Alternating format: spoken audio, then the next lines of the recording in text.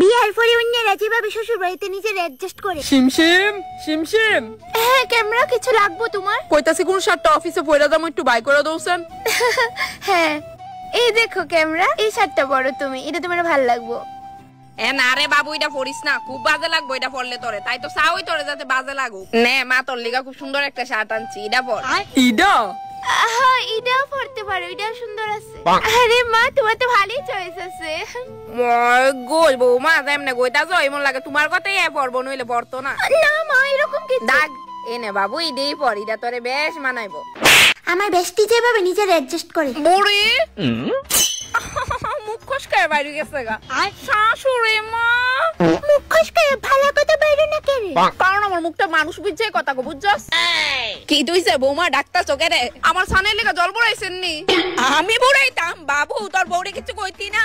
তোমার এত বড় সাহস কেমনে হয় আমার মারে অর্ডার দেওয়ার? উঠ না, ওইটা মুষ্টি দি দইরা দে। আমার এত কইতে পারি, জান আমি আছি তো। আমি যাইতাছি বুড়াইতে। তাড়াতাড়ি গিয়ে বুড়া।